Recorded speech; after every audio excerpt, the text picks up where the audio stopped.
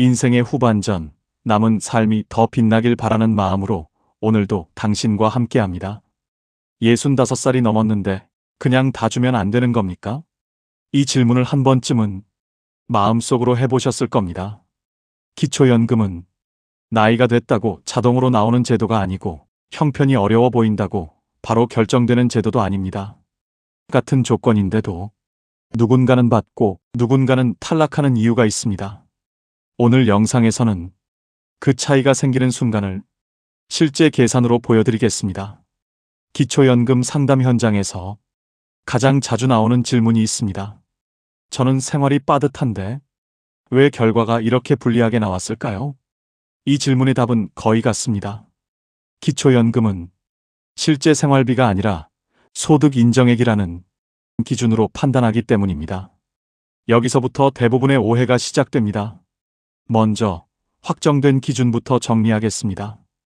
2025년 기준으로 보건복지부가 고시한 기초연금 선정 기준액은 단독 가구 월 228만 원, 부부 가구 월 364만 8천 원입니다. 여기서 많은 분들이 이렇게 생각하십니다. 나는 한 달에 100만 원도 못 버는데 당연히 기준 아니겠네. 하지만 바로 그 지점에서 첫 번째 반전이 시작됩니다. 기초연금은 통장에 실제로 들어오는 돈만 보지 않습니다. 여러분이 가진 재산도 일정한 공식에 따라 소득으로 환산해서 계산합니다. 예금, 부동산, 자동차, 그리고 경우에 따라 전세보증금 같은 임차보증금까지 모두 계산 대상이 됩니다. 그래서 일을 하지 않아도 재산이 있으면 불리해질 수 있고 반대로 월급을 받더라도 공제 덕분에 기준 안에 들어오는 경우도 생깁니다. 이 차이를 정확히 이해하는 것이 핵심입니다. 소득 인정액은 간단히 말하면 두 가지를 더한 값입니다. 첫째, 소득평가액. 둘째, 재산의 소득 환산액.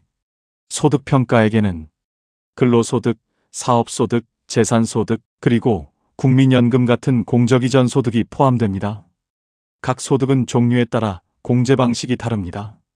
재산의 소득 환산액은 여러분이 보유한 재산에서 기본 공제 금액을 빼고 그 남은 금액을 일정 비율로 환산해 월 소득처럼 계산한 금액입니다.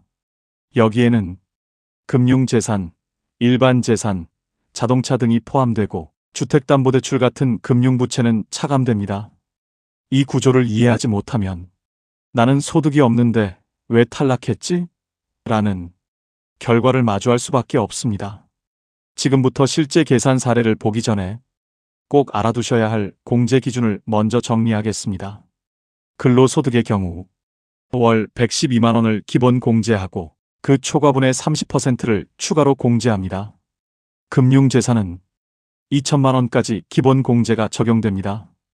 일반재산은 거주지역에 따라 기본 공제 금액이 다릅니다. 대도시는 1억 3,500만 원, 중소도시는 8,500만 원, 농어촌은 7,250만 원입니다. 이 기준을 알아야 내가 어디에서 유리해지고 어디에서 불리해지는지 판단할 수 있습니다. 이제부터 실제 사례를 기준으로 어떻게 계산이 달라지는지 차근차근 살펴보겠습니다. 먼저 근로소득이 있는 경우를 보겠습니다.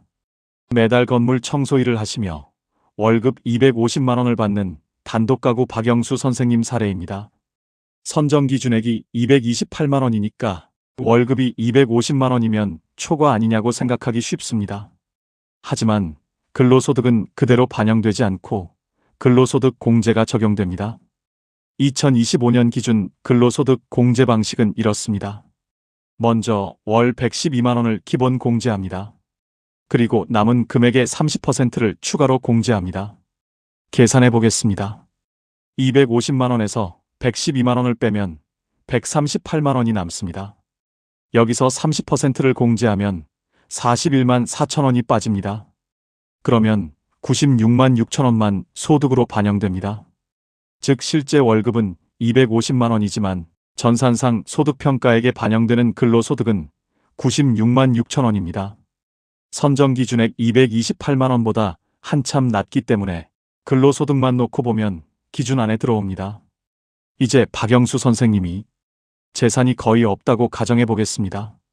통장에 예금이 1천만 원 정도 있고 15년 된 중고차 한 대가 있다고 하겠습니다. 예금 1천만 원은 금융재산 기본공제 2천만 원보다 적기 때문에 이 부분은 전액 공제로 봅니다. 자동차는 기준에 따라 평가 방식이 다르지만 15년 된 중고차라면 시가가 크게 떨어져 재산가액이 낮게 산정되는 경우가 많습니다. 이 경우 재산의 소득 환산액은 크게 잡히지 않는 구조입니다. 그래서 이 사례에서는 근로소득에서 나온 소득평가액 96만 6천 원에 재산에서 큰 환산 금액이 더해지지 않아 소득 인정액이 100만 원 안팎으로 계산될 가능성이 큽니다. 선정 기준액 228만 원보다 훨씬 낮기 때문에 기초연금 수급 대상에 해당합니다. 그렇다면 박영수 선생님이 국민연금을 월 80만 원 받고 계신다면 어떻게 될까요? 국민연금은 공적 이전 소득으로 소득평가액에 공제 없이 전액 반영됩니다. 그래서 이 경우 소득평가액은 근로소득 96만 6천 원에 국민연금 80만 원을 더한 176만 6천 원이 됩니다. 여전히 선정 기준액 228만 원보다 낮기 때문에 다른 변수가 크지 않다면 기초연금 수급 대상에 해당합니다. 여기서 꼭 기억하셔야 할 포인트가 있습니다. 같은 250만 원이라도 어떤 형태의 소득이냐에 따라 결과는 완전히 달라진다는 점입니다. 근로소득은 공제가 크지만 사업소득은 산정 구조가 다르고 재산소득이나 공적이전 소득은 공제 구조가 상대적으로 불리합니다. 예를 들어 사업소득 250만 원이라면 근로소득처럼 112만 원 공제 후 추가 공제 구조가 그대로 적용되지 않습니다. 그래서 같은 250만 원이라도 소득평가액에 반영되는 금액이 더 커질 수 있습니다. 월세 같은 재산소득도 마찬가지입니다. 근로소득보다 공제가 불리하기 때문에 같은 금액이라도 선정기준액을 초과할 가능성이 커집니다. 국민연금, 공무원연금 같은 공적이전 소득도 공제 없이 소득평가액에 반영되기 때문에 이 구조를 모르면 실제 생활은 빠듯한데 왜 탈락했지? 라는 결과를 마주하게 됩니다. 이번에는 반대 사례를 보겠습니다. 일은 하지 않지만 통장에 예금 1억 5천만 원, 공시가격 기준 약 3억 원짜리 주택을 보유한 단독가구 김정자 선생님 사례입니다. 이번 사례는 중소도시에 거주한다고 가정하겠습니다. 그래서 주택기본 공제액은 8,500만 원을 적용합니다. 겉으로 보면 나는 소득이 없는데 괜찮겠지라고 생각하기 쉽습니다. 하지만 기초연금은 재산도 소득으로 환산해 계산합니다. 먼저 소득부터 보겠습니다. 김정자 선생님은 근로소득이나 사업소득은 없지만 국민연금을 월 130만 원 받고 계십니다. 국민연금은 공적이전 소득으로 공제 없이 소득평가액에 전액 반영됩니다. 그래서 이 사례에서 소득평가액은 130만 원입니다. 이제 재산을 계산해 보겠습니다. 먼저 예금 1억 5천만 원입니다. 금융재산 기본공제 2천만 원을 빼면 1억 3천만 원이 남습니다. 이 금액을 연 4%로 환산하면 연 520만 원, 월로 나누면 43만 3천 원입니다. 다음은 주택입니다. 공시가격 3억 원에서 중소도시 기본재산액 8,500만 원을 빼면 2억 1,500만 원이 남습니다. 이를 소득으로 환산하면 월 약 71만 6천 원 수준이 됩니다. 그래서 재산의 소득 환산액은 금융재산 43만 3천 원과 주택 환산액 71만 6천 원을 더한 약 114만 9천 원입니다. 이제 전체 소득 인정액을 계산해 보겠습니다. 소득평가액 130만 원에 재산의 소득 환산액 114만 9천 원을 더하면 약 244만 9천 원이 됩니다. 단독가구 선정 기준액 228만 원을 약 17만 원 초과합니다. 이 경우 기초연금 수급에서 불리한 판정이 나올 가능성이 큽니다. 이런 사례가 실제로 많습니다. 본인은 소득이 없다고 생각하지만 재산이 소득으로 환산되면서 기준을 넘는 구조입니다. 이 사례에서 중요한 건 일을 하느냐 마느냐가 아니라 재산이 어느 정도냐입니다. 예금이 줄어들면 금융재산 환산액이 내려가고 주택가액이 낮아지면 일반 재산 환산액도 줄어듭니다. 또 부채가 있다면 재산 산정에서 차감되어 환산액이 달라질 수 있습니다. 다만 부채는 이자 부담이 따르기 때문에 개인 상황에 따라 신중하게 판단해야 합니다. 그리고 꼭 짚고 가야 할 점이 있습니다. 재산을 증여하거나 처분한 경우에는 일부가 기타 증여 재산으로 산정되어 소득인 정액 계산에 포함될 수 있습니다. 그래서 단기간에 재산을 줄였다고 해서 무조건 유리해지는 구조는 아닙니다. 이제 이 계산 구조를 바탕으로 신청 전에 반드시 점검해야 할 핵심 항목들을 차분하게 정리해 드리겠습니다. 이제부터는 현장에서 실제로 자주 마주치는 제도를 몰라서 불리해질 수 있는 경우들을 정리해 보겠습니다. 지금 말씀드리는 내용은 나쁜 의도를 전제로 하는 이야기가 아니라 대부분이 그냥 모르고 지나가서 생기는 문제들입니다. 그래서 미리 알고 준비하시면 불필요한 탈락이나 사후 조정을 상당히 줄일 수 있습니다. 첫 번째는 자녀 자금을 잠시 보관하는 경우입니다. 아들이 집 살 때까지 3천만 원을 잠깐 맡아달라고 해서 제 통장에 넣어뒀어요. 이런 상황에서 조사 시점에 그 돈이 본인 명의 통장에 들어있다면 원칙적으로 본인 금융재산으로 산정될 수 있습니다. 여기서 핵심은 아들 돈이에요 라는 말이 아니라 객관적인 기록입니다. 자녀 계좌에서 입금된 이체 내역, 금액과 기간이 명시된 차용 관련 문서, 그리고 나중에 다시 돌려준 계좌이체 기록처럼 흐름이 문서와 거래 내역으로 설명되어야 일시 보관으로 소명할 여지가 생깁니다. 기록이 없으면 해당 금액이 금융재산으로 반영될 수 있고 그 결과 소득인 정액이 올라가 기준을 넘는 상황이 생길 수 있습니다. 예를 들어 3천만 원이 추가로 반영되면 금융재산 기본공제 2천만 원 이후 남는 금액이 생기고 그 금액이 환산되면서 월 단위로 소득인정액에 영향을 줄 수 있습니다. 두 번째는 명의와 실제 사용이 다른 계좌입니다.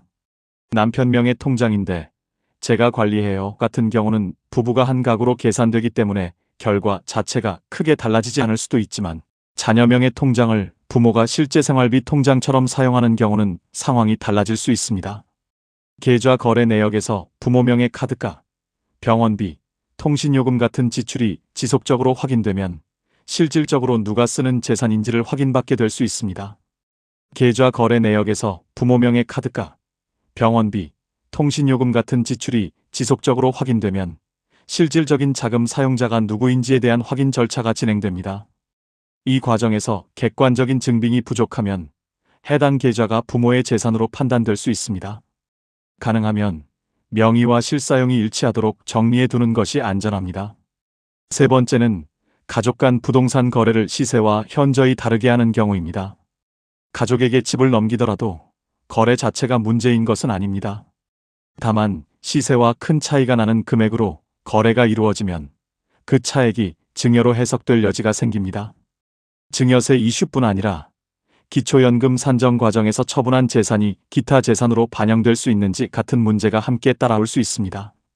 그래서 가족 간 거래라도 가능한 한 시세에 가깝게 진행하고 대금, 지급 흐름을 계좌이체로 남겨 거래로서의 형태를 갖추는 것이 가장 안전합니다. 네 번째는 폐업하지 않은 사업자 등록입니다. 가게는 오래전에 접었는데 사업자 등록은 그냥 놔뒀어요 라는 사례가 생각보다 많습니다. 실제로 매출이 거의 없더라도 사업자 상태가 유지되어 있으면 행정적으로 확인 과정이 복잡해질 수 있고 경우에 따라 추정소득이 적용될 가능성도 배제할 수 없습니다. 가장 깔끔한 해결은 실제 영업을 하지 않는다면 폐업 신고를 정리해 두는 것입니다. 나중에 왜 그대로 두셨나요? 라는 질문에 답하는 과정 자체가 부담이 될 수 있기 때문입니다. 다섯 번째는 고가 차량 보유입니다. 차량은 금액과 조건에 따라 재산 산정 방식이 달라집니다. 일정 기준을 넘는 차량은 불리하게 반영될 수 있고 반대로 연식이나 사용 목적, 예외 요건에 따라 다른 평가가 적용되는 경우도 있습니다. 그래서 차가 있으면 무조건 탈락처럼 단정하면 오해가 생기고 실제로는 차량가액과 조건을 정확히 확인하는 것이 중요합니다. 특히 차량을 누가 타느냐보다 명의와 평가 기준이 우선되는 구조가 있기 때문에 신청 전에는 차량가액이 기준을 넘는지부터 점검하는 것이 안전합니다. 여섯 번째는 보험 해약금이나 일시금을 받았다가 사용 내역을 설명하지 못하는 경우입니다. 작년에 보험 해약해서 큰 돈이 들어왔는데 지금은 통장에 없어요. 같은 상황에서 조사 과정에서 그 돈이 어디로 갔는지 질문을 받을 수 있습니다. 실제로 병원비, 생활비, 부채 상환, 주거비 등으로 썼다면 그 흐름이 영수증이나 계좌이체 기록으로 남아있을수록 설명이 쉬워집니다.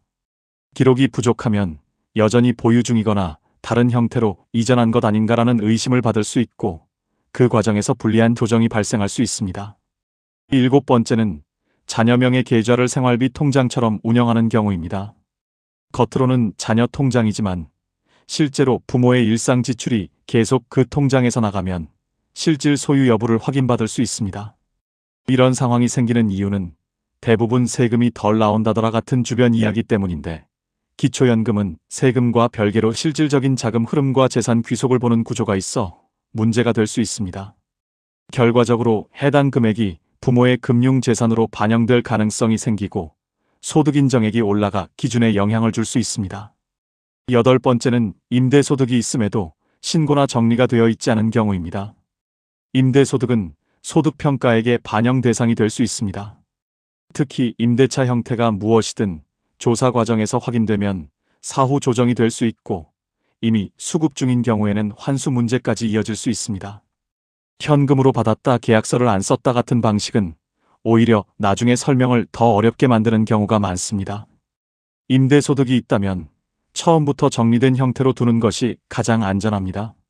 9번째는 큰돈이 줄었는데 사용 증빙이 부족한 경우입니다. 3년 전에 통장에 큰돈이 있었는데 지금은 많이 줄었다는 상황 자체가 문제는 아닙니다. 하지만 금액이 크고 기간이 짧을수록 어디에 어떻게 썼는지를 설명해야 할 가능성이 높아집니다. 생활비로 썼다고만 말하면 설득력이 약해질 수 있고 병원비, 주거비, 부채 상환, 가족 지원 등으로 사용했다면 가능한 한 객관적인 자료로 정리해 두는 것이 안전합니다. 기록이 없으면 증여나 은닉 같은 의심이 생길 여지가 있고 그 의심이 길어질수록 결과는 불리해질 수 있습니다. 10번째는 자녀 소유 주택에 무상으로 거주하는 경우입니다. 부모가 자녀 집에 월세 없이 거주하는 상황은 흔하지만 조건에 따라 경제적 이익으로 평가될 가능성이 있을 수 있습니다. 다만 모든 무상거주가 자동으로 불리하게 적용되는 것은 아니고 주택가액, 거주 형태, 관계, 자료에 따라 판단이 달라질 수 있습니다. 그래서 이 부분은 무조건 탈락처럼 단정하기보다 해당 상황이 있는 분들은 신청 전에 공식 상담을 통해 본인 상황이 어떻게 반영되는지 확인하는 것이 가장 안전합니다. 이 사례들의 공통점은 하나입니다. 악의가 없더라도 제도는 현재 확인되는 자료와 산정 방식으로 움직인다는 점입니다. 그래서 미리 알고 준비하면 피할 수 있는 불이익이 실제로 많습니다. 그럼 어떻게 준비해야 할까요? 현실적인 원칙을 5가지로 정리하겠습니다. 첫째, 부부는 한 가구로 계산됩니다. 내 통장만 보지 말고 배우자 재산까지 함께 점검하셔야 합니다. 둘째, 큰 금액 이동은 반드시 기록으로 남기셔야 합니다. 현금보다 계좌이체가 안전하고 영수증과 계약서 같은 자료가 쌓일수록 설명이 쉬워집니다. 셋째, 명의와 실사용이 다르면 조사 과정이 복잡해집니다. 가능한 한 일치시키는 것이 안전합니다. 넷째, 실제로 하지 않는 사업자 등록은 정리해 두는 것이 좋습니다. 다섯째, 차량이나 임대소득처럼 기준에 따라 반영이 달라지는 항목은 들었다더라로 판단하지 말고 신청 전에 공식 상담이나 모의 계산으로 확인하는 것이 안전합니다. 기초연금은 운에 맡기는 돈이 아닙니다. 제도를 이해한 사람이 지킬 수 있는 권리입니다. 신청했다가 불리한 결과가 나오는 건 부끄러운 일이 아닙니다. 진짜 안타까운 건 받을 수 있는데도 몰라서 포기하는 것입니다. 오늘 말씀드린 내용은 불안을 주기 위한 이야기가 아니라 현장에서 반복되는 실수를 미리 줄이기 위한 기준 정리입니다. 더 정확한 확인이 필요하신 분들은 보건복지상담센터 129번 복지로 사이트의 모의 계산을 통해 공식 기준을 직접 확인하실 수 있습니다. 국민연금은 1355번에서 상담받으실 수 있습니다. 오늘 영상이 여러분의 노후를 지키는 현실적인 기준점이 되었기를 바랍니다. 궁금한 점은 댓글로 남겨주시면 다음 영상에서 가장 많이 묻는 질문부터 차분하게 정리해드리겠습니다. 시청해주셔서 감사합니다. 다음 영상에서 다시 뵙겠습니다.